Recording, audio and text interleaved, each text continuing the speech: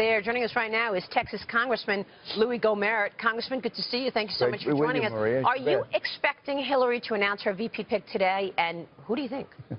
The truth is, I don't really care. You don't care? It just doesn't matter. Really? She's going to be at the top of the ticket, and that I think the vice president, in her case, really is irrelevant. In Trump's case, it made a difference. You know, he's a big risk taker, which always helps for foreign policy. It always helps. So when Saturday Night Live had Reagan walking around going, "Where's the red button? Where's the..." That was great because your enemies need to think you're unpredictable. And that's why Trump will make a terrific president when it comes to foreign affairs. But with Hillary Clinton, I mean, come on. Yeah.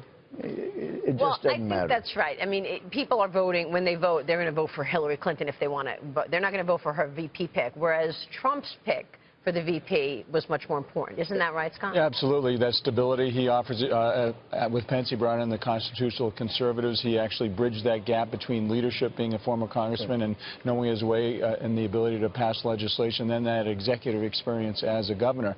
Let me ask you something, Congressman. So obviously, Ted, and what he said the night before, how is that affecting your delegation? I mean, I've heard from many of the Texans who are saying, you know what, shouldn't have done it. We're really one party. It's really not about Ted. It's not about Kasich. It's about the party, and it's also about the direction of our country. What are your thoughts? Well, what's the feeling with that? I've gotten a lot of mixed readings from so many of the Texans, both back in Texas. I'm getting messages and from people up here, but a lot of people were disappointed. And Brian Kilmeade was just giving me a hard time. I said, you know, because I told him before the speech, Ted's so intelligent. This is going to be very well thought out. It's going to help bring us together.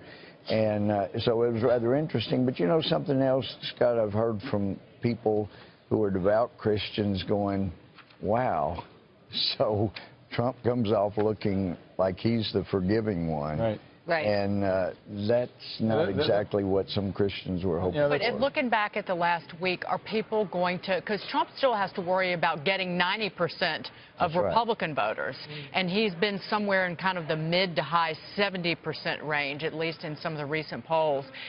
Will people look back at the last week? Will they remember the Melania snafu? Will they remember Ted Cruz? Or are they going to remember last night?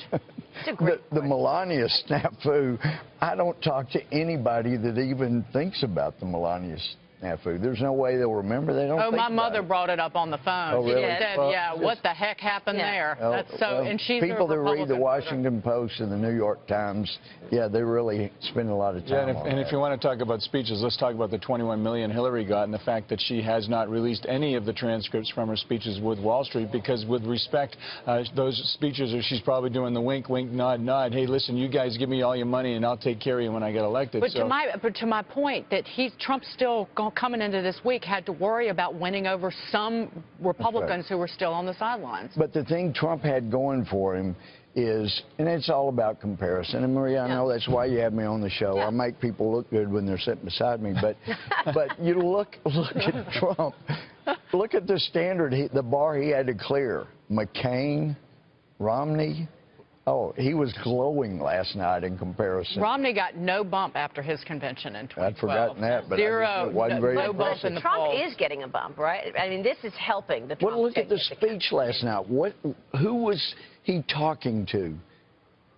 Unlike the Democratic convention, they're going to be talking to all of those that they're giving benefits.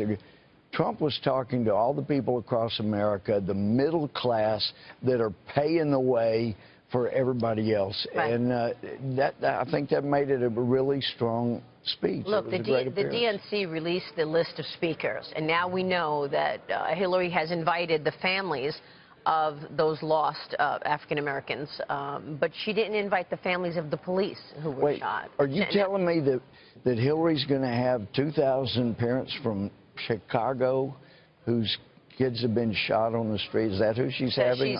She has some of the families are on the speaker list. You're talking about all of those that have been killing each other on the streets of Chicago. Those are the true victims. Those are the black lives that matter that people aren't talking about on the streets of Chicago, on the streets of Washington, D.C., where there's so much gun control and yet you have 2,000 people shot. Is it going to look like she's politicizing this? Of course. She politicizes everything. That's the Democratic Playbook 101, is to divide and conquer. Us versus them, the have and the have-not. Main Street, Wall Street. It's, 99%, 1%. They divide so they keep everybody fighting and then, pick them off one by one. And I find you're going to see such a contrast. Congressman, I know, and Dagan, you agree on this, such a contrast with what we saw here. And I think the Occupy Wall Street, the MoveOn.org, Black Lives Matter, they're not happy with Elizabeth Warren and Bernie Sanders selling out to the Queen of Wall Street. And there's going to be some hell to pay. Yeah.